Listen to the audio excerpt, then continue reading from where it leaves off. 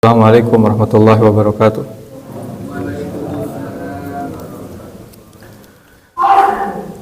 Innal hamdalillah nahmaduhu wa nasta'inuhu wa nastaghfiruhu wa na'udzu billahi min shururi anfusina wa min sayyiati a'malina. Man yahdihillahu fala mudilla lahu wa man yudlil fala hadiyalah. Asyhadu an la ilaha illallah wahdahu la syarika lahu wa asyhadu anna Muhammadan abduhu wa rasuluhu. Amma ba'du, jamaah salat subuh yang semoga Allah memberkahi dan merahmati kita semua. Alhamdulillah, segala puji bagi Allah yang atas berkat, rahmat, inayah dan taufiknya Allah permudah langkah kaki kita semua untuk melakukan sholat subuh secara berjamaah dan diikuti dengan kajian rutin kita, yaitu pembahasan kitab Fathul Majid, syarah kitab Tauhid.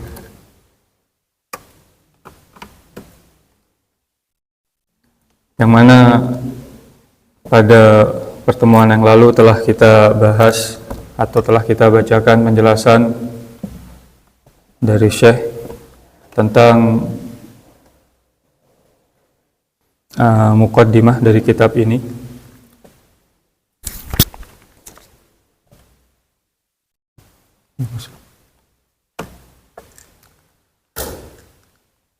Yang mana pada pembahasan yang lalu telah kita jelaskan faedah dari mempelajari kitab Tauhid, juga hal-hal yang berhubungan dengan muallif, yaitu penulis kitab ini.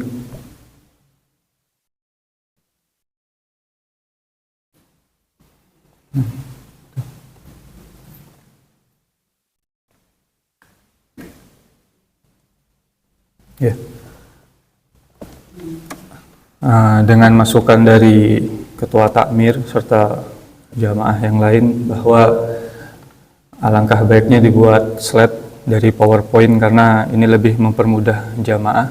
Jadi mungkin sistemnya di PowerPoint ini ada poin-poin pembahasan dari apa yang akan kita bahas dalam pertemuan ini, dan selanjutnya akan saya bacakan dari kitab, misalkan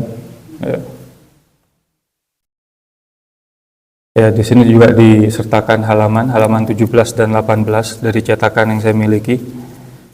Ketika disebutkan misalkan Bismillahirrahmanirrahim, ya kita langsung saja bacakan penjelasan muallif, yaitu Syekh memulai kitabnya dengan Bismillahirrahmanirrahim. Ya. Kenapa dengan Bismillahirrahmanirrahim? Karena dalam hadis disebutkan kullu amrin dzibal la yubda fihi bi bismillahirrahmanirrahim fahuwa aqta. Setiap perkara yang tidak dimulai dengan bismillahirrahmanirrahim, maka pahalanya bisa terputus. Dalam hadis yang lain, hadisnya Hasan yang pertama. Hadis yang kedua adalah diriwayatkan oleh Imam Abi Daud dan Ibnu Majah, kullu amrin dzibalin la yubda fihi bilhamdillah au bilhamdi fahuwa aqta. Setiap perkara yang tidak dimulai dengan alhamdulillah, ya, makanya beberapa khatib biasanya memulai bismillahirrahmanirrahim, alhamdulillah dan seterusnya. Ya. Kenapa? Karena setiap perkara yang tidak dimulai dengan bismillah dan bertahmid kepada Allah, maka pahalanya bisa terputus. Ya. Riwayat yang ketiga adalah riwayatnya Imam Ahmad, kullu amrin dzibal la yuftah bidzikrillah wa huwa abtar au aqta. Setiap perkara yang tidak dimulai dengan zikir kepada Allah, ya, maka pahalanya akan terputus. Ini kenapa pengarang kitab biasanya memulai kitabnya dengan Bismillahirrahmanirrahim. Ya. Bahkan lebih jauh, misalkan kalau kita membahas masalah fikih, ketika seseorang menyembelih, ya, tidak memulai dengan bismillah, maka di sana ada beberapa pendapat ulama. Misalkan pendapatnya Imam Ahmad, maka hasil sembelihannya tidak sah dimakan, dihitung sebagai bangkai. Ya. Kalau mau mudah, misalkan lihat penjelasannya Syekh Utsaimin rahimahullah, Syekh Ibnu Utsaimin rahimahullah dalam syarah Arba'in beliau mengatakan kalau dia disembelih tidak mengucapkan bismillah, sudah itu menjadi bangkai. Ya. Tapi dalam mazhab Syafi'i misalkan, dalam mazhab Syafi'i itu sah dimakan. Kenapa? Karena setiap muslim itu ada dalam dirinya kalimat tauhid. Dan mungkin ini mempermudah kita semua. Misalkan kita udah nabung 1 tahun misalkan buat membeli hewan kurban, lupa tidak baca bismillah, tuh masa mau dibuang ya? Kalau kata Syekh Ibnu Utsaimin ya dibuang, memang harus dibuang. Karena kenapa? Itu bangkai dan tidak termasuk dalam perbuatan tabdzir, yaitu mubadzir, tidak. Tapi dalam mazhab Syafi'i disebutkan lupa tidak mengucapkan bismillah sah dimakan hewan kurbannya. Kenapa? Karena setiap darah seorang muslim itu masih ada kalimat tauhid kepada Allah Subhanahu wa taala. Dan lupa, la ta'khudhuhu sinatu wala naum, itu adalah sifatnya manusia ya. Yang tidak lupa itu hanya Allah saja. La tu'akhidna in nasina au akhtana, jangan engkau mengambil dosa dari kami kalau misalkan kami salah atau lupa. Ya, wallahu a'lam. Ana pribadi lebih condong ke pendapat dalam mazhab Syafi'i yang diperbolehkan untuk memakan sembelihan yang lupa mengucapkan bismillah. Nah, ini adalah perkara khilafiyah sebenarnya, perkara yang bisa dimaklumi. Dalam riwayatnya Abi Hurairah, ya di sini tidak disertakan, yang hadisnya itu marfu, kullu amrin dzibalin la yubda fi bi dzikrillah fa huwa waqtu. Setiap perkara yang tidak dimulai dengan zikir kepada Allah maka terputus pahalanya. Demikian juga misalnya seseorang yang wudu misalkan, ya, dia lupa gak mengucapkan basmalah. Dalam mazhab yang lain disebutkan ya harus mengulang wudunya. Ya. Tapi dalam pendapat yang kami pegang adalah diperbolehkan seandainya dia lupa tidak mengucapkan basmalah. Karena ucapan basmalah adalah sunnah hukumnya ketika dia mau berwudu. Kemudian ya, di sini penulis kitab tauhid ini memulai dengan basmalah. Kenapa? Untuk meniru kitabullah, yaitu Al-Qur'an. Dalam Al-Qur'an dimulai dengan bismillahirrahmanirrahim, ya, meniru kitabullah. Dalam Al-Fatihah pun ada perselisihan pendapat, Pak. Ada yang mengatakan basmalah itu termasuk ayat Al-Qur'an. Ya. Ada yang mengatakan tidak termasuk ayat Al-Qur'an. Ada yang mengatakan termasuk dalam surat Al-Fatihah, tidak termasuk dalam surat yang lain. Ada yang mengatakan itu ayat khusus. Ala kullin, di sini kenapa penulis kitab tauhid memulai dengan bismillah? Untuk meniru kitabullah, yaitu Al-Qur'an yang kita lihat dimulai dengan bismillahirrahmanirrahim. Kemudian juga untuk meniru surat-surat Nabi, ketika Nabi mengirim surat kepada raja-raja di masa beliau, Raja Persia, Raja Romawi dan lain sebagainya, dimulai dengan bismillahirrahmanirrahim. Ya. Kemudian yang selanjutnya, yang ketiga, untuk meniru dengan suratnya Rabi Sulaiman kepada Ratu Bilqis. Ya. Bismillahirrahmanirrahim. Alla ta'alu alayya wa'tuni muslimin, dan seterusnya. Ya, ketika Nabi Sulaiman mendapatkan kabar dari burung hudhud bahwa ada seorang wanita yang memiliki singgasana yang begitu besar, kerajaan yang begitu agung, tapi mereka menyembah matahari. Nabi Sulaiman ingin cross check, Pak, ke burung hudhud ini benar apa enggak. Dikasih surat dimulai dengan bismillahirrahmanirrahim. Alla ta'lu alayya, jangan engkau menyombongkan di hadapanku, wa'tuni muslimin, dan datanglah dalam keadaan kalian beragama Islam. Ya.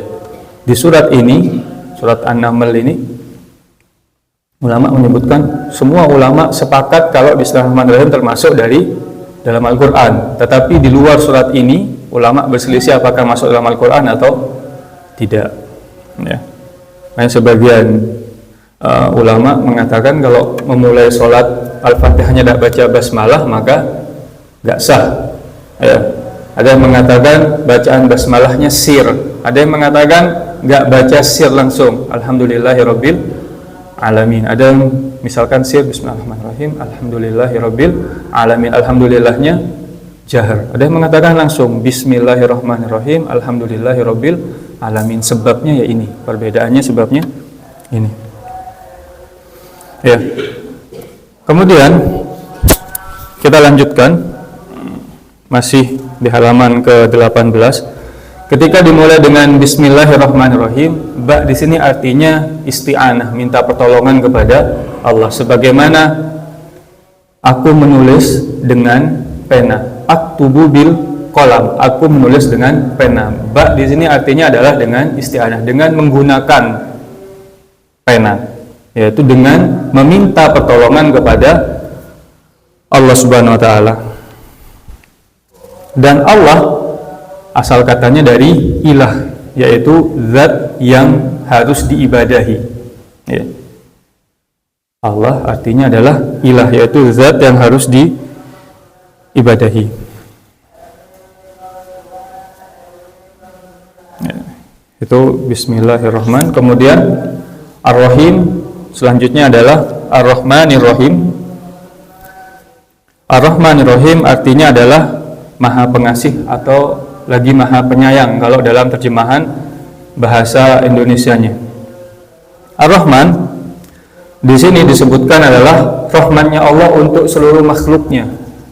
Maka kita jumpai orang yang beriman kepada Allah dan orang yang tidak beriman kepada Allah sama-sama memiliki rezeki di dunia. Ya, orang tidak beriman kepada Allah, ketika dia bekerja keras tetap Allah kasih rezekinya di dunia. Ya. Sebagaimana juga orang beriman, kalau dia bekerja keras bersungguh-sungguh meminta pertolongan kepada Allah, Allah berikan rezekinya di dunia. Tetapi sifat rohimnya Allah itu hanya khusus orang-orang yang beriman kepada Allah di akhirat. Wa kana bil mu'minina rohima. Sesungguhnya Allah memiliki sifat rohim bagi orang-orang yang beriman. Ya, maka ada kisah di zamannya Ibn Hajar kalau tidak salah, ada orang yang tidak beriman kepada Allah, orang Nasrani kalau tidak salah dikisahkan, dia datang kepada Ibn Hajar dan mengatakan, Imam Hajar atau Imam Az-Zahabi, anda lupa. Kemudian dia berkata, katanya dunia ini sijnul mukmin, dunia ini adalah penjaranya orang yang beriman, wa jannatul kafir, dan surganya orang-orang yang kafir kepada Allah Subhanahu wa taala. Kemudian beliau mengatakan, ya, memang dunia adalah penjaranya orang yang beriman dan surganya bagi orang-orang yang kafir. Tapi kenapa kata orang yang kafir ini, aku kok di dunia sengsara dan kamu di dunia ini begitu kaya raya? Ya, menurut dia kan kalau surganya orang kafir berarti aku harusnya memiliki harta yang berlebih. Tapi kok enggak, malah aku di dunia ini sama-sama sengsara hidup. Kemudian kata beliau rahimahullah, iya, ini memang surga kamu di dunia. Kamu sengsara di dunia, nanti di akhirat lebih sengsara lagi. Tempatmu di neraka. Dan ini merupakan penjara buatku karena ini kenikmatan yang kecil. Ya, harta yang aku miliki ini adalah harta yang sedikit. Di akhirat kelak, di jannahnya Allah, surgaku ini lebih lagi. Ya. Jadi bukan dimaknai kalau penjaranya orang yang beriman berarti mesti hidupnya orang Islam itu fakir, miskin, dan lain sebagainya. Enggak. Ada orang Allah berikan rezeki lebih, ada orang yang kurang rezekinya. Meskipun rezekinya lebih, di akhirat kalau orang yang beriman akan mendapatkan jauh lebih lagi di jannahnya Allah Subhanahu wa taala. Semoga Allah menjadikan kita sebagai orang-orang yang masuk ke dalam jannahnya. Amin ya rabbal alamin. Kemudian yang selanjutnya adalah Bismillahirrahmanirrahim. Alhamdulillah. Ya, Allah memulai dengan alhamdu. Alhamdu itu artinya adalah puji-pujian yang bentuknya mengagungkan kepada Allah, pengagungan yang sempurna. Dalam bahasa Arab itu ada beberapa muradif, yaitu persamaan kata. Al-madhu itu mim, dal sama ha, itu artinya pujian juga. Tapi pujian al-madhu itu artinya adalah pujian yang tidak ada keagungan, mengagungkan secara sempurna.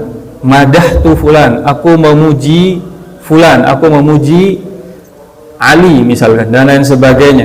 Ya, pujiannya itu sekedar pujian. Tetapi kalau hamdu artinya adalah segala puji bagi Allah dengan pengucapan lisan.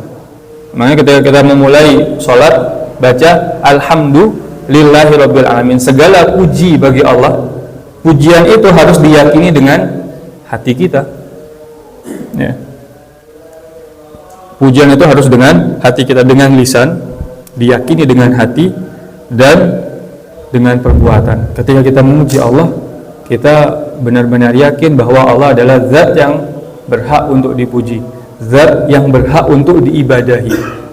Ya, makanya kita sholat kepada Allah. Dan dalam Al-Fatihah pun, dalam sholat, Al-Fatihah merupakan rukun. Artinya ketika kita mau beribadah kepada Allah, kita harus banyak memuji kepada Allah. Bahkan ketika kita mau berdoa, kita disunahkan untuk bersolawat dan memuji kepada Allah. Banyak memuji Allah baru kita minta kepada Allah. Itu adabnya, Pak. Sebagaimana ketika kita mau minta kepada orang, mungkin ya, mengajukan proposal untuk pembangunan ini, pembangunan itu, kita puji dulu orangnya. Masya Allah, Bapak baik dan lain sebagainya, jasanya demikian-demikian, baru kita minta.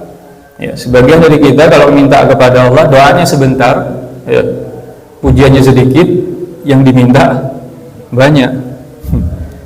agak kurang tahu diri ini berarti ya.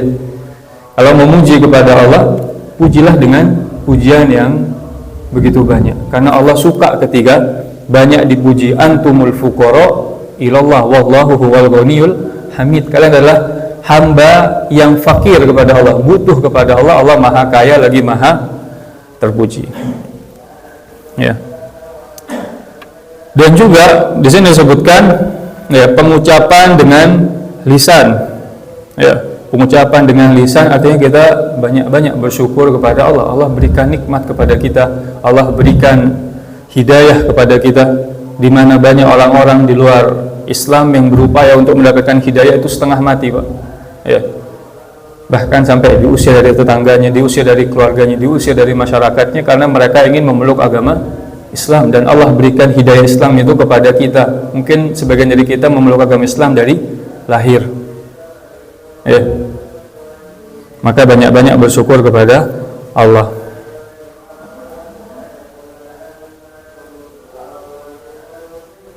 Kemudian wassallallahu ala Muhammad, dan menutup dengan sholawat kepada Nabi Muhammad. Ya, maknanya adalah memuji Nabi Muhammad di langit.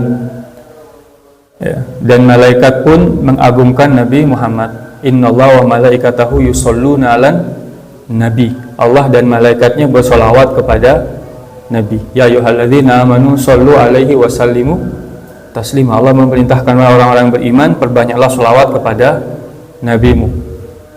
Ya. Artinya orang-orang yang beriman kepada Allah, mereka harus memperbanyak sholawat. Bahkan dalam hadis disebutkan, doa yang tidak ditutup dengan sholawat itu doanya tergantung. Artinya bukan tergantung apa ya, doanya itu gak nyampe. Kalau dia berdoa tidak mengucapkan basmalah, alhamdulillah, dan menutup dengan sholawat. Ya, makanya ketika kita doa misalkan dalam kunut, misalkan kunut nazilah dan lain sebagainya, kita menutup wassallallahu ala sayyidina Muhammad atau wassallallahu ala nabiyina Muhammad, ya, wa alihi wa sahbihi wasallim. Kemudian yang selanjutnya, ya, yaitu wa ala alihi wasallim, dan untuk keluarganya. Ya, keluarga Nabi Muhammad, para ulama berselisih pendapat. Ada yang mengatakan ketika disebutkan alihi di sini hanya khusus untuk keluarga Nabi Muhammad. Ya, hanya khusus untuk keluarga Nabi Muhammad. Tetapi para ulama yang lain berpendapat bahwa alihi di sini adalah orang-orang yang mengikuti jalannya Nabi Muhammad, dari orang-orang yang beriman kepada Allah Subhanahu wa taala. Sebagaimana nas alaihi Imam Ahmad huna, sebagaimana ada nas dari Imam Ahmad dalam mazhabnya Imam Ahmad berpendapat bahwa alihi, al itu secara bahasa artinya adalah keluarga. Alu fulan, keluarganya fulan, sebagaimana ahlu fulan, sebagaimana dalam surat Alu Imran, ya, Al Imran artinya keluarganya Imran. Ya, alihi di sini artinya adalah keluarganya. Nyanya itu kembali kepada siapa? Kepada Nabi Muhammad. Dan masuk ke dalam makna keluarga, kata Imam Ahmad rahimahullah, adalah orang-orang yang mengikuti jalan Nabi Muhammad, yaitu umatnya Nabi Muhammad. Jadi ketika kita menjaga hidayah kepada Allah, menjaga keimanan kepada Allah, kita didoakan ya. Wa sallallahu ala Muhammad. Salawatnya Allah kepada Nabi Muhammad wa ala alihi, dan kepada keluarganya dan pengikutnya. Ya, jadi kita didoakan oleh setiap orang-orang yang beriman kepada Allah setiap harinya ketika kita berdoa. Ya. Wa ala hadza fayashmal as-sahabah wa ghairihim minal mu'minin.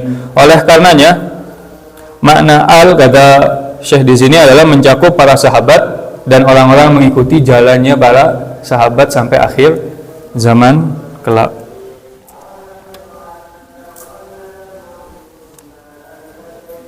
Ya, ini yang berhubungan dengan ucapan Bismillahirrahmanirrahim dan tahmid serta sholawat kepada Nabi Muhammad. Kita lanjutkan di sini di halaman 23, yaitu Syekh memulai dengan tulisan kitabnya Kitabut Tauhid. Ya, Kitab Tauhid. Kitab artinya adalah suatu hasil dari perbuatan menulis dengan pena. Ya. Kataba fulan kitaban. Fulan menulis suatu kitab. Artinya ada susunan-susunan kata di situ sehingga menjadi satu buku. Ya, nggak ada satu buku kecuali dengan susunan kalimat yang ada di dalamnya. Ya. Dan kemudian kitab At-Tauhid. Yang selanjutnya adalah At-Tauhid. Tauhid itu terbagi menjadi dua macam. Ya, di sini disebutkan terlalu kecil ya tulisannya. Terlalu kecil atau terlalu kecil? Masih bisa aku baca? Karena kalau nggak dibikin satu slide, kitabnya nih tebel Pak. Saya bingung jadi ngeringkesnya kalau nggak dibikin satu slide, kok kelihatan kayak slide-nya banyak banget. Ini aja udah 67 slide di tulisan. Ya, kitab At-Tauhid, insyaallah pertemuan yang selanjutnya saya bikin lebih besar font-nya. Karena saya pakai PowerPoint ini mungkin terakhir masih zaman SMA dulu, sekarang baru pakai lagi. Ya jarang berkutik dengan PowerPoint kecuali dengan Word dan Excel kalau kerja, jadi belum terbiasa lagi. Ya, kitab Tauhid. Tauhid ini ada ulama terkadang membagi Tauhid ini menjadi beberapa bagian. Ya, nanti di sini ada beberapa penjelasan. Tauhid itu ada yang membagi menjadi dua kelompok, yaitu Tauhid Ma'rifah wal Isbat, Tauhid pengenalan dan penetapan, dan tauhid yang bertujuan untuk memenuhi kewajiban. Ada sebagian ulama yang membagi tauhid ini menjadi tiga. Tauhid uluhiyah, peribadahan kepada Allah. Tauhid rububiyah, yaitu meyakini Allah sebagai pencipta, pengatur dan pemilik. Dan tauhid asma wa sifat, nama dan sifat Allah. Kenapa dibagi demikian? Supaya mempermudah kita saja untuk mengetahui bahwa ini masuk kategori A, ini masuk kategori B, ini masuk kategori C misalnya. Ya. Di sini Ibnu Qayyim menjadikan tauhid menjadi dua macam. Tauhid yang berhubungan dengan pengenalan kepada Allah dan penetapan sifat-sifatnya. Ya. Sehingga kalau kita mau mengenal Allah, kita bisa mengenal dari ciptaannya Allah. Ya. Allah menciptakan langit dan bumi, Allah memiliki langit dan bumi, Allah menguasai semua. Ya. Ini artinya tauhid rububiyah. Makanya orang-orang kafir Quraisy ketika ditanya wala in sa'altahum man khalaqahum la yaqulun Allah. Ketika mereka ditanya siapa yang menciptakan mereka, orang-orang kafir Quraisy semua mengatakan yang menciptakan kami adalah Allah. Artinya mereka meyakini, ikrar bahwa Allah yang menciptakan, Allah yang memiliki. Sehingga mereka meyakini ada tauhid rububiyah, tapi mereka tidak mau beribadah kepada Allah. Mereka maunya minta kepada Allah dan minta kepada selain Allah. Ya, nanti ini masuk ke poin yang kedua. Dan juga nama-nama dan sifat Allah. Ya, orang-orang kafir dan Quraisy itu meyakini nama dan sifat Allah, Pak. Meskipun ada sebagian yang enggak mengimani. Misalkan namanya Allah dengan nama Ar-Rahman. Ya, mereka tidak meyakini hal tersebut. Ya. Jadi ketika dibagi menjadi dua kelompok di sini, tauhid pengenalan dan penetapan, mereka semua pada umumnya, secara garis besar orang-orang kafir mereka mengenal Allah, ya, dengan istilah misalkan yang menciptakan yang di atas misalkan, ya, yang mengatur semua yang di atas dengan bahasa-bahasa yang demikian. Tapi mereka meyakini bahwa bukan mereka yang menciptakan, ada yang menciptakan langit dan bumi ini. Ya. Kemudian tauhid fit talab wal qasd. Yang kedua yang bertujuan untuk memenuhi kewajiban dan tujuan diciptakan manusia. Ya. Ini yaitu tauhid peribadatan. Bukan hanya meyakini bahwa Allah yang menciptakan, Allah yang memiliki, namanya itu Allah, bukan hanya sampai di situ. Tujuan kita diciptakan adalah untuk beribadah kepada Allah. Ya. Wa ma khalaqtul jinna wal insa illa ya'budun. Tidaklah aku menciptakan jin dan manusia kecuali untuk beribadah kepadaku. Jadi ini tujuan Nabi diutus. Bukan hanya mengenalkan Allah, tetapi juga mengajak untuk beribadah kepada Allah. Ya, mungkin bagi orang-orang ateis, mereka tidak mengimani bahwa Allah yang ciptakan langit dan bumi, mengatakan bumi ini ada dengan sendiri dengan teori-teori yang mereka miliki. Ya. Bagi orang yang tidak meyakini Allah yang menciptakan, kita jelaskan bahwa yang menciptakan ini Allah. Sebagaimana masjid ada yang menciptakan, rumah ada yang menciptakan, ada yang buat maksudnya, ya, sehingga jadi rumah, jadi bangunan, bumi pun demikian.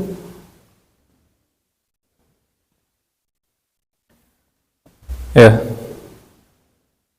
Kemudian yang selanjutnya halaman 23 sampai 25. Isi Al-Quran adalah kalimat tauhid. Para ulama menjelaskan bahwa Al-Quran ini isinya dari Allah Subhanahu wa taala yang berisi nama-nama dan sifat Allah. Dimulai dengan Bismillahirrahmanirrahim. Ya, ada nama Rahman, Ar-Rahim, Al-Aziz, Al-Hakim dan lain sebagainya. Ada juga yang isi dalam Al-Quran ini adalah perbuatan-perbuatan Allah. Wa kana bil mu'minina rahimah. Di akhirat kelak Allah akan merahmati orang-orang yang beriman. Sehingga kita masuk surga itu bukan hanya dengan ibadah kita saja, Pak, tapi dengan rahmat Allah. Kita mau sujud, mau rukuk dan lain sebagainya, mau puasa, kalau Allah dah merahmati kita, tidak bisa kita masuk surganya Allah Subhanahu wa taala. Belum sampai ya ibadah kita untuk ke derajat yang demikian. Tapi Allah Maha menyayangi hambanya. Ketika mereka tulus kepada Allah, beribadah kepada Allah, taat kepada Allah, maka Allah akan membalas dengan rahmatnya Allah. Dan di antara doa-doa yang selanjutnya kita panjatkan, kita meminta rahmatnya Allah Subhanahu wa taala. Ya.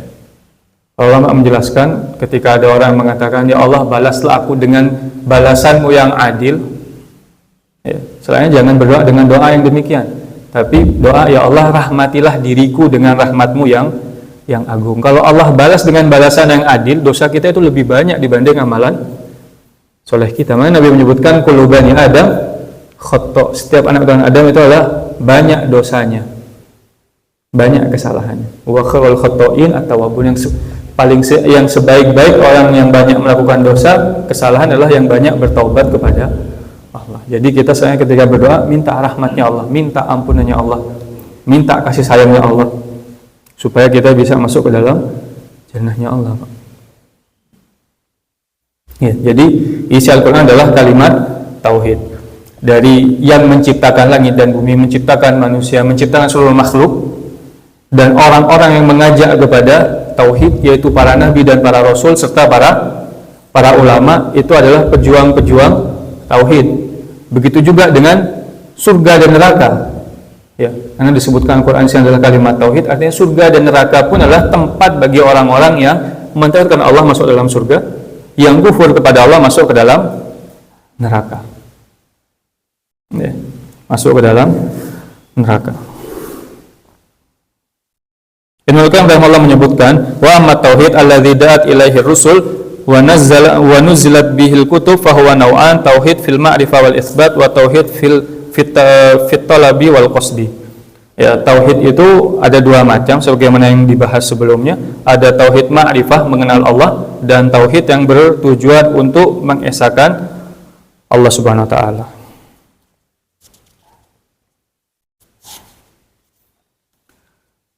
Ya, tauhid iradi, ya, banyak pembagian tauhid tadi telah disebutkan. Tujuannya adalah kenapa Allah menciptakan manusia? Untuk mengajak mereka beribadah kepada Allah dan menjauhkan diri dari perbuatan syirik. Syirik itu ada syirik besar, ada syirik kecil. Syirik besar itu tidak mengimani Allah sebagai mencipta, ya, mengkufuri nikmat-nikmat Allah. Ada syirik kecil, Pak. Syirik kecil itu yaitu riya misalkan. Sum'ah, riya itu ingin dilihat orang. Masya Allah, dia adalah orang yang alim, dia adalah orang yang taat, dia adalah orang yang luar biasa dalam ibadahnya. Atau sum'ah, sum'ah itu supaya didengar sama orang. Dia sedekah yang banyak, terus dia bilang ke yang menerima sedekah, sebutin nama saya, Fulan bin Fulan, sedekah sekian. Ketika ada tujuannya untuk didengar, untuk dipuji oleh orang, itu bisa masuk ke dalam sum'ah. Sum'ah itu ada supaya sama didengar. Makanya menjaga niat itu penting.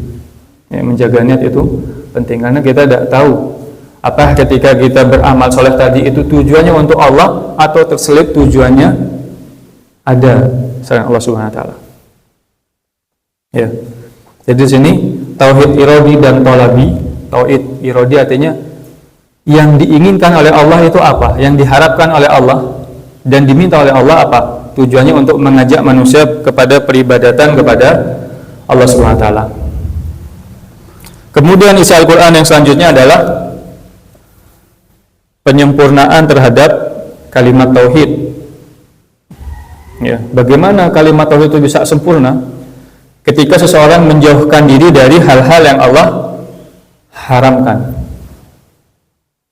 Apa hal-hal yang Allah larang?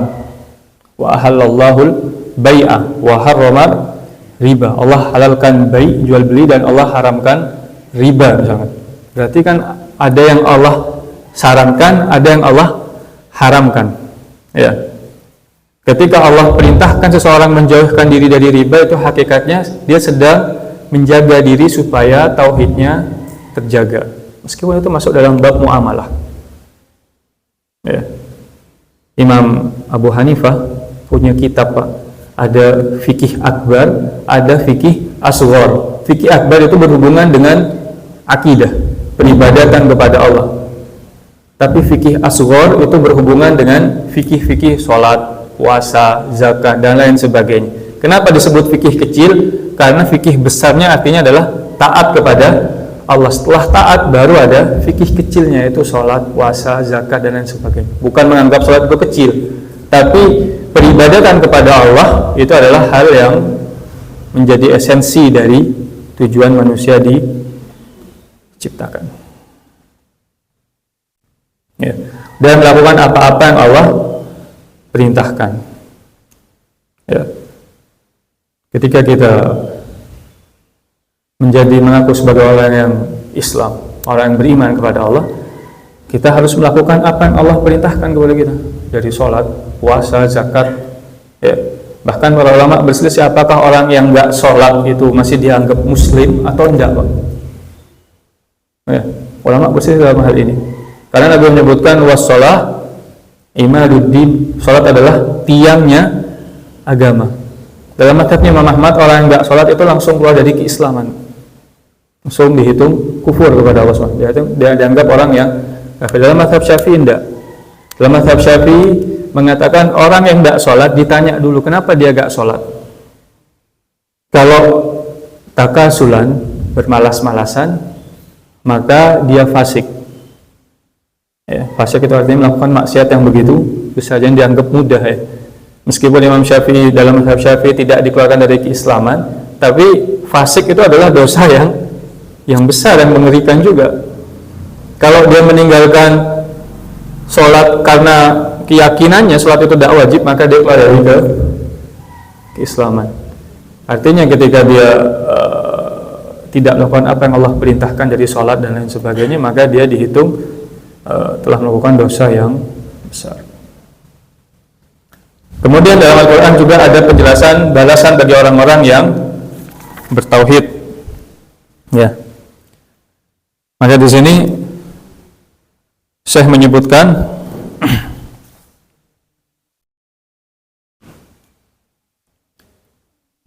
wa amma khabaru an ikrami ahli tauhid wa ma fu'ila bihim fid dunya wa ma yukrimuhum bihi fil akhirah fa huwa jazaa'ut tauhid.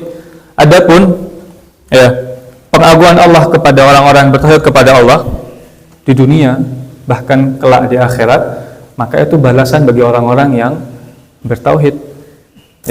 Karena seseorang yang bertauhid kepada Allah, Allah akan balas dia di dunia dengan kemuliaan dan di akhirat dengan pengagungan. Bahkan meskipun mereka adalah orang-orang yang fakir. Para ulama itu gak banyak yang kaya raya, lebih banyak yang fakir. Makanya ada sebuah ucapan, innamal faqihu fakir. Orang-orang yang fakih itu rata-rata adalah orang-orang yang fakir, kecuali sedikit yang bisa kaya raya. Karena kenapa? Mereka benar-benar berjuang dengan sungguh-sungguh supaya bisa menyebarkan ilmu. Ya, Imam Syafi'i itu disebutkan dalam riwayat gak punya duit buat belajar, gak punya duit buat belajar. Dan di zaman beliau ada guru yang mengajarkan anaknya orang-orang yang berduit, orang-orang kaya.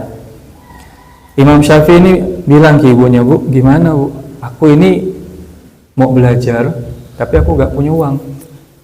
Maka kata ibunya, kamu duduk di luar kelas saja, buat dengerin apa yang ada di dalam kelas, didengerin. Juhudnya para ulama zaman dulu. Kita udah ada dalam kelas mungkin masih tidur Pak kalau sekarang. Di zamannya Imam Syafi'i gak punya duit, duduk di luar kelas supaya bisa dengerin apa yang disampaikan oleh gurunya. Didengerin 1, 2, kemudian suatu waktu gurunya gak ada. Ya, Imam Syafi'i duduk di majelis gurunya dan ngajarin murid-muridnya. Kan luar biasa. Ya, ngajarin murid-muridnya, gurunya takjub, sehingga gurunya sayang kepada Imam Syafi'i. Padahal sebelumnya tidak boleh ikut di majelisnya karena suatu hal yang wajar ya. Ada orang punya kriteria, kamu tidak boleh masuk kelas saya kalau belum sampai ke syarat ini misalkan. Ya, jadi kita kembali ke balasan orang-orang yang bertauhid kepada Allah, orang-orang yang taat kepada Allah, bersungguh-sungguh mengagungkan agama Allah, maka akan mendapatkan balasan berupa jannahnya Allah. Dzalika wa ma yu'azzim sya'irallah wa ma yu'azzim sya'irallah fa innaha min taqwal qulub, kata Allah Subhanahu wa taala. Itu balasan bagi orang-orang yang mengagungkan syiar-syiarnya Allah. Dan orang-orang yang mengagungkan syiar-syiar Allah artinya adalah orang-orang yang bertakwa hatinya. Makanya Imam Ahmad ketika mau berangkat itu hanya disangui beberapa keping uang dinar, Pak. Ya Bu, saya nyebut Pak terus ibunya gak disebut. Ya, beberapa keping uang dinar. Dan beliau tawafat dunia marrotain, kata para ulama. Imam Ahmad mengelilingi dunia 2 kali di zaman beliau. Keliling dunia dua kali untuk mencari hadis Nabi. Makanya beliau hafal 1 juta hadis, itu adalah hal yang luar biasa. Datang ke sana minta satu hadis. Ya. Dan bayangkan pahala yang didapatkan oleh Imam Ahmad. Sampai sekarang kita membaca Bukhari dan Muslim. Bukhari itu muridnya Imam Ahmad, Pak. Imam Ahmad muridnya Imam Syafi'i. Imam Syafi'i muridnya Imam Malik. Terus pahalanya. Makanya menuntut ilmu itu idza mata ibnu Adam in qata amaluhu illa min salas. Terputus amalan anak keturunan Adam kecuali dari 3 hal. Salah satunya adalah ilmun yuntafa'u bihi, ilmu yang bermanfaat. Ya, jadi bagi orang yang bertauhid akan mendapatkan balasan jannah meskipun mungkin di dunia ini capek, Pak. Capek. Salat itu mungkin capek bagi orang-orang yang belum dapat hidayah. Puasa itu capek. Wa huffatil jannah bil makari wa huffatin nar bisyahwat, kata Nabi. Surga itu dikelilingi dengan hal-hal yang tidak enak. Dalam pandangan manusia normal, subuh sholat itu capek, enak-enaknya tidur, suruh tahajud, suruh sholat, suruh puasa. Kan bagi orang-orang yang belum bangun iman dalam dirinya terasa capek. Maka para ulama salaf menyebutkan, aku ini mengupayakan diriku untuk terus taat kepada Allah selama 20 tahun. Ada yang menyebutkan selama 40 tahun sampai aku merasakan halawatul iman. Sampai aku merasakan manisnya iman. 40 tahun sholat baru berasa. Ya. Kita baru berapa tahun sholat dengan sungguh-sungguh sehingga kita bisa merasakan nikmatnya sholat. Jadi di sini balasan bagi orang bertauhid adalah jannah, dan balasan bagi orang-orang yang tidak taat, ya, Di sini disebutkan oleh beliau, wa amma khabaran an ahli syirki wa ma fu'ila bihim fid dunya minan nakal wa ma yahullu bihim fil uqba minal adzab. Dan balasan bagi orang yang tidak taat yaitu neraka bagi mereka. Dan Allah membalas dengan neraka itu sesuai dengan apa yang mereka lakukan. Bahkan orang-orang yang masih memiliki iman tapi mereka bermaksiat masih masuk ke neraka dulu. Ya. Masih masuk ke dalam neraka dulu.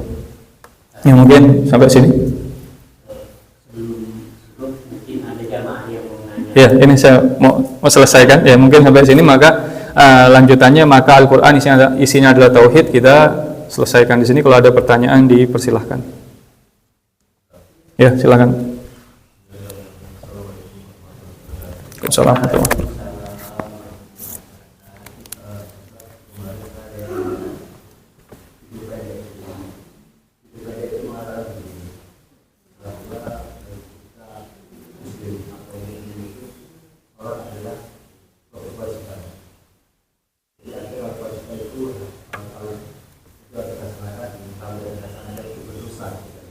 Sholat kewajiban, kalau nggak dilaksanakan berdosa.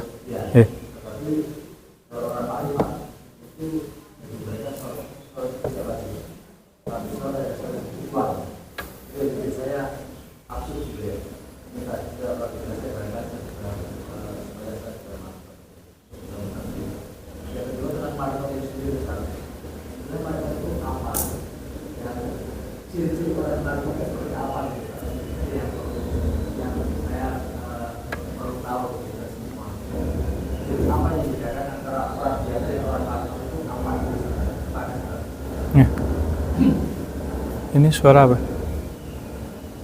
Gak apa. Mic-nya dimatikan aja. Ya, jadi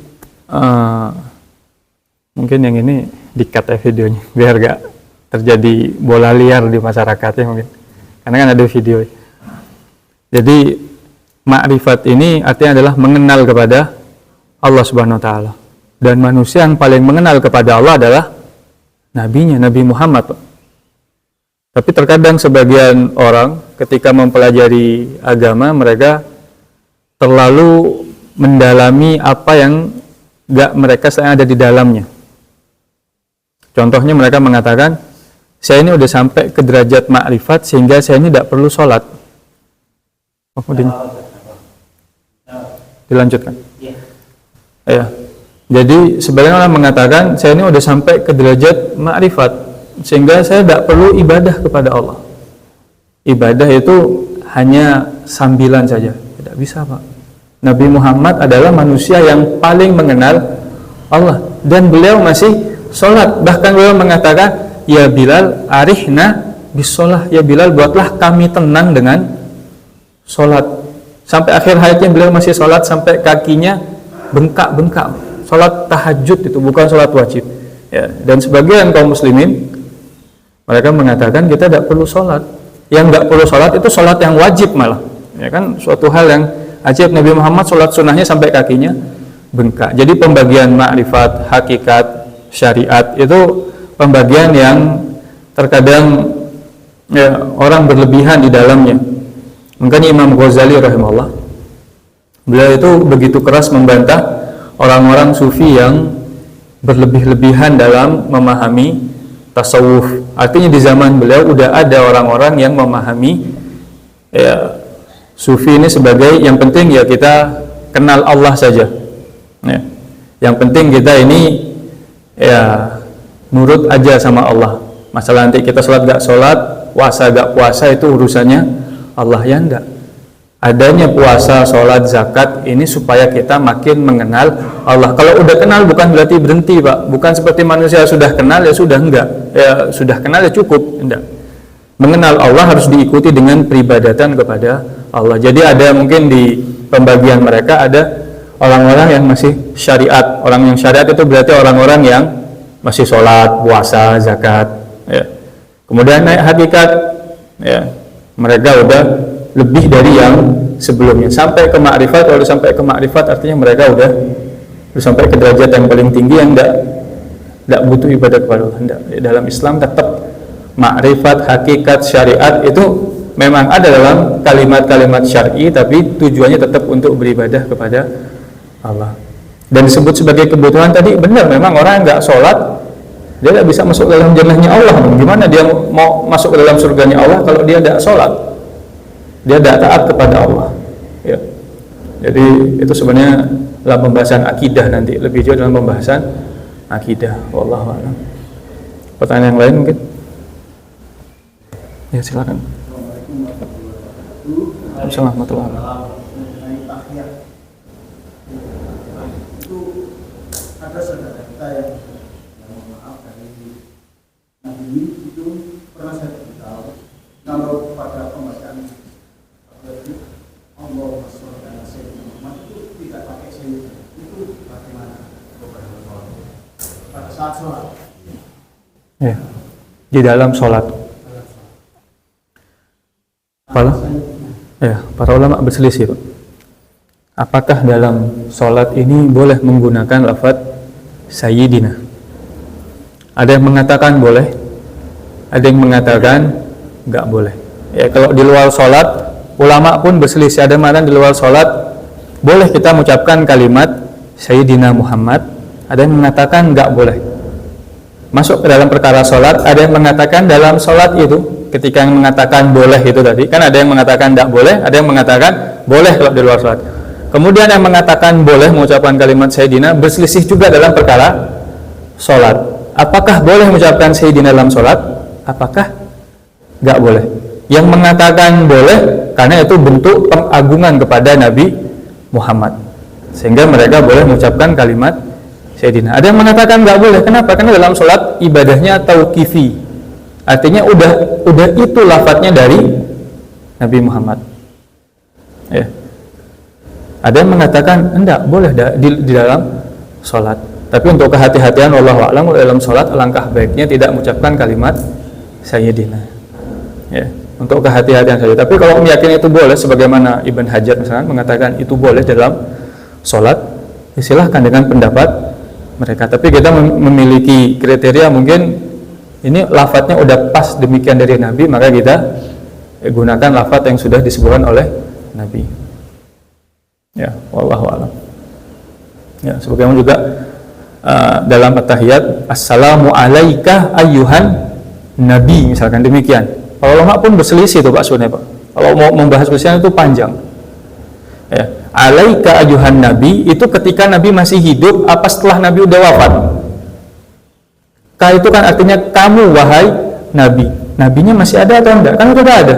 Sehingga para ulama mengatakan enggak alaika ayyuhan nabi, tapi alan nabi.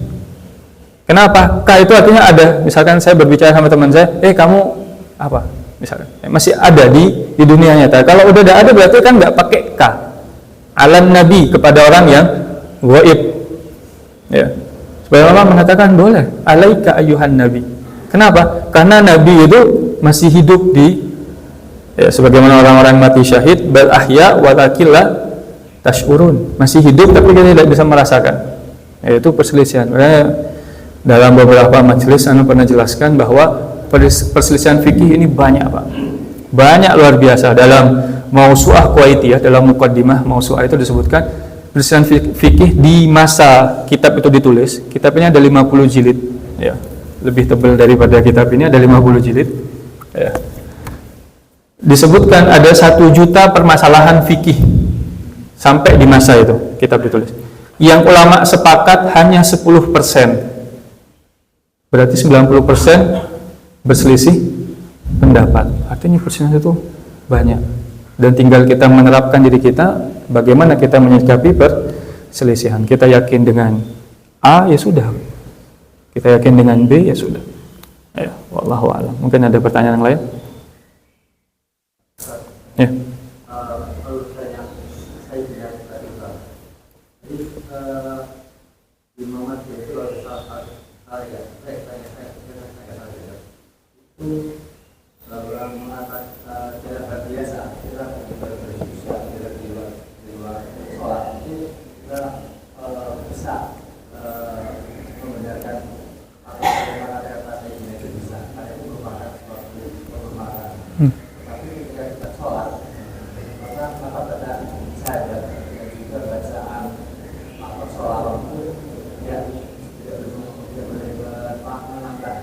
Ya.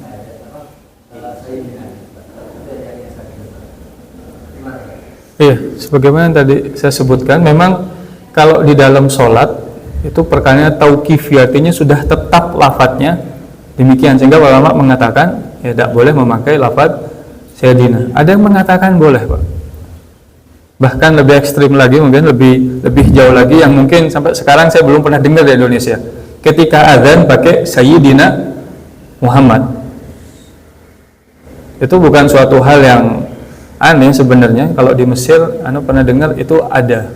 Di Mesir itu ada. Kenapa? Karena dalam azan ada lafaz Nabi Muhammad, dan pengagungan kepada Nabi Muhammad itu dianjurkan. Maka ada istilah, apakah ta'zim lebih aula dari ittiba, atau ittiba lebih utama daripada ta'zim? Itu pendapat ulama fikih dalam mazhab Syafi'i. Apakah mengagungkan Nabi itu lebih utama dibanding mengikuti lafaz yang ada, atau mengikuti lafaz yang ada lebih utama daripada pengagungan kepada Nabi? Itu fikihnya panjang dan nggak elok kalau dibahas di majelis yang umum. Itu ada pembahasan lebih dalam. Ya, mungkin ada pertanyaan yang lain.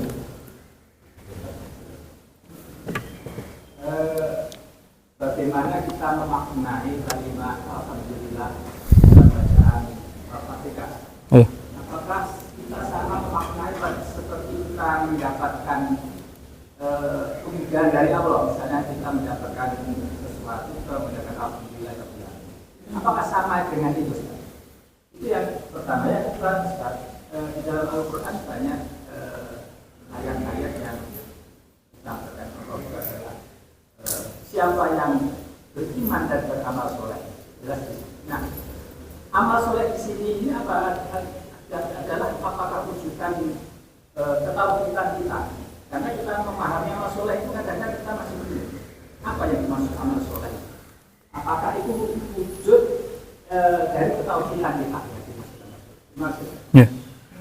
Ketika kita mengucapkan alhamdulillah dalam sholat, itu sejatinya sama pemaknaannya dengan di luar sholat. Makanya ketika kita selesai sholat, kita bertahmid kepada Allah. Dan tahmid dan zikir yang agung itu kalau kita meyakini maknanya dan memahami maknanya. Tetapi dalam sholat itu lebih khusyuk lagi. Kenapa? Karena Al-Fatihah merupakan rukun, sehingga kita harus lebih totalitas dalam sholat. Jadi kita mengucapkan alhamdulillahirrabbilalamin, kita mengingat alhamdulillah ya Allah, Allah kasih kemudahan buat wudu, buat sholat, buat berangkat ke masjid, buat beribadah kepada Allah, dan lain sebagainya, lebih kompleks. Kalau di luar sholat mungkin kita membaca tahmid sambil nyetir motor boleh-boleh aja misalkan ya, dari habis sholat zikir langsung mau keluar dari masjid, atau gak zikirnya di atas kendaraan masih boleh-boleh saja. Artinya gak totalitas dalam sholat ya. Tetapi kurang lebih maknanya sama. Makanya ada Syekh Nawawi Al-Bantani ya. Beliau adalah ulama Indonesia, gurunya Kiai Hasyim Asy'ari sebenarnya, Pak.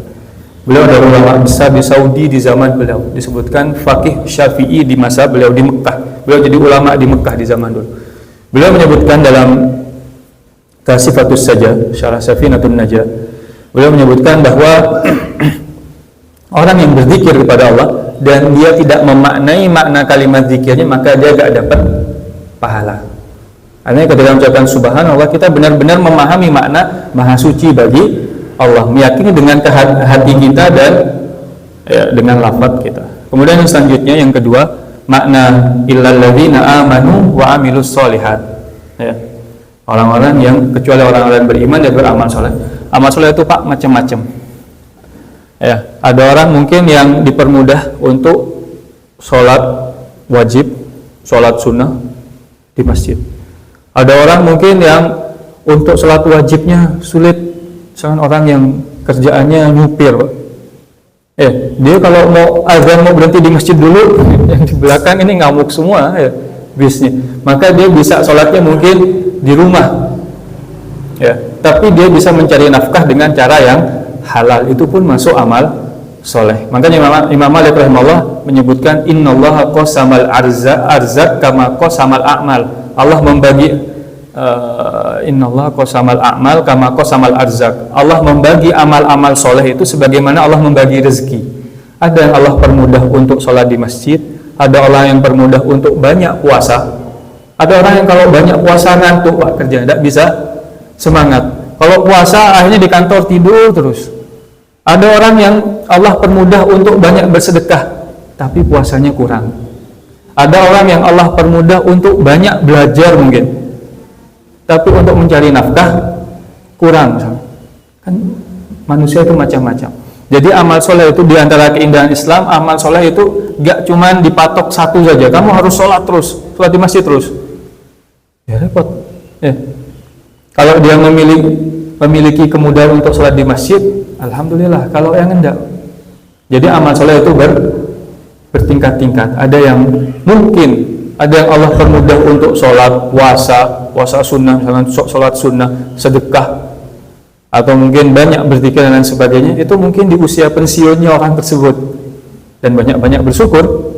Ada orang yang ketika masih muda mungkin sholatnya alhamdulillah, puasanya kurang, ngajinya mungkin gak terlalu banyak dan lain sebagainya. Maka penerapan amal soleh itu berbeda-beda setiap orang. Maka jangan kita terlalu bangga karena kita bisa sholat di masjid 5 waktu. Bisa jadi yang tidak sholat di masjid dia sedekahnya luar biasa dan kita gak tahu, dan lain sebagainya. Jadi amal soleh itu kompleks dalam agama Islam. Wallahu a'lam. Pertanyaan yang lain? Sudah? Ya, mudah-mudahan yang sedikit ini bermanfaat buat anak pribadi dan antum semua, dan Allah menjadikan kita sebagai hamba-hamba yang bertakwa kepada Allah dan banyak-banyak bersyukur serta dijauhi dari sifat ujub tentunya dengan amal soleh yang kita miliki, dan Allah wafatkan kita dalam keadaan mengucapkan kalimat tauhid. Aku qouli hadza wa astaghfirullah li wa lakum. Wassalamualaikum warahmatullahi wabarakatuh.